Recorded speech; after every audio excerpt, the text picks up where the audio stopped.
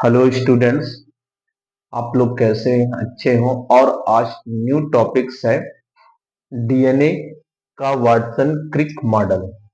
Okay, DNA का Watson Crick model very very most important है।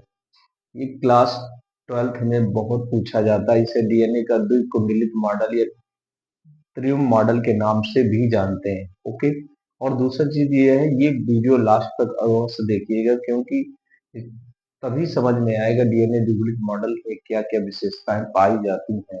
Okay, तो DNA द्विगुणित मॉडल में वाटसन क्रिक नामक वैज्ञानिक ने 1952 में 1952-53 में इन्होंने एक डीएनए द्विगुणित मॉडल प्रस्तुत किया और इस मॉडल को उन्होंने प्रस्तुत करने के बाद 1962 में इन्हें नोबेल प्राइज दिया गया।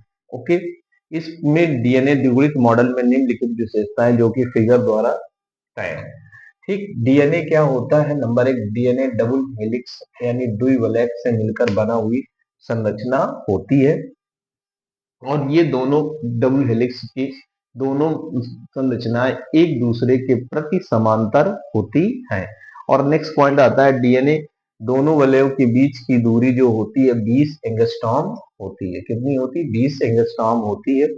और ये डीएनए गुणित मॉडल जो होता है, इसके एक छोर पर 5 प्राइमर होता है और दूसरे छोर पर इसका 3 प्राइमर होता है। अर्थात 5 प्राइमर से 3 प्राइमर की ओर होता है और दूसरे छोर पर इसका क्या हो, 3 प्राइमर से लेकर ये 5 प्राइमर होते हैं। ओके, इस तरह के होते हैं। डीएनए डबल हेलिक्स मॉडल में क्या होते हैं? इनमें मुख्य रूप से नाइट्रोजन बॉन्ड पाए जाते हैं। ये नाइट्रोजन बेस क्या होते हैं? एडेनिन, गुआनिन और साइटोसिन थायमिन होते हैं।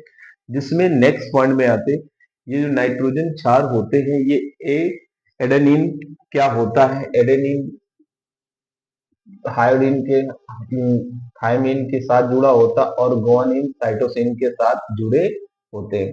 इसके बाद नेक्स्ट पॉइंट होता है, जो एडेनिन होता है वो थायमिन के डबल बॉन्ड हाइड्रोजन के साथ जुड़े होते हैं और गुआनिन होते हैं ट्रिपल बॉन्ड साइटोसिन से जुड़े होते हैं। इस प्रकार की होती है।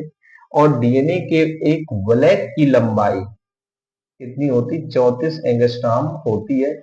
इसमें न्यूक्लियोटाइड्स क्या होते हैं? मुख्य रूप से इसमें 10 न्यूक्लियोटाइड्स पाए जाते हैं। 10 न्यूक्लियोटाइड्स पाए जाते हैं और दोनों न्यूक्लियोटाइड के बीच की दूरी 3.4 एंगस्ट्रॉम पाई जाती है। ये जो डीएनए न्यूक्लियोटाइड्स होते हैं, जो मुख्य रूप से क्या बने होते हैं, इनमें के बीच की दूरी 3.4 होती है। ये मुख्य रूप से फास्फोडाइस्टर बंध द्वारा बने होते हैं जो पॉलीन्यूक्लियोटाइड से मिलकर बने होते हैं।